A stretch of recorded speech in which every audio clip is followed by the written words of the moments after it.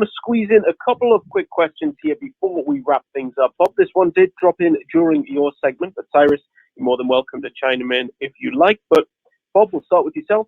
What are some of the pitfalls or weaknesses that you've seen when it comes to the economic prong submissions?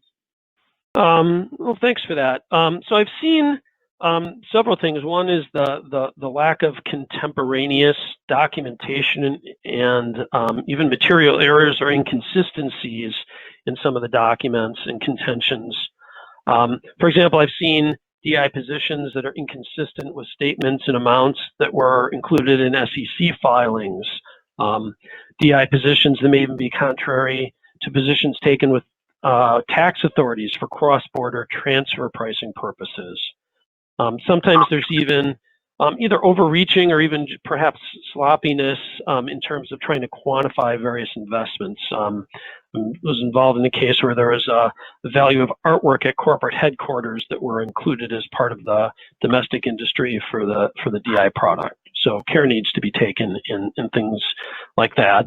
And I've also seen instances where complainants have not provided analysis or information to help clearly demonstrate the relative significance in the context of the industry and the marketplace, as we saw in some of these other example cases already. Thank you so much. And Cyrus, we'll close with this question. It dropped in during your segment. And as a complainant, why should I choose to file a complaint with the ITC as opposed to in a district court? Thanks, Andy. That's an excellent question. And I'll admit that I'm biased since I do a lot of Section 337 litigation. But as I discussed, and I think there are probably several advantages to using the ITC for at least certain companies. And the first one is the expedited time schedule that's required under Section 337 and the rules. So you're going to reach a faster determination than you would in a district court proceeding.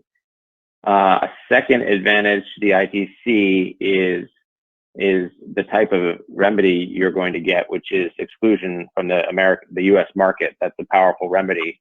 And added to that, if you're interested in, if somebody's knocking off your product and it's widespread, you can get a general exclusion order. So it's not only the companies that you name as respondents in your complaint that will be precluded from importing, it'll be any company that's trying to import knockoffs. And then the third thing I would say in terms of why the ITC has a bit of an advantage over district courts is that it's a specialized forum, and the ALJs are all, there's no jury here, so the ALJs know what they're doing. They've done many of these investigations, and they have a specialized skill set in terms of adjudicating these disputes. Now, on the other hand, if you're a company that can't meet the domestic industry requirement, then that's something to consider, and you may not be able to utilize the ITC.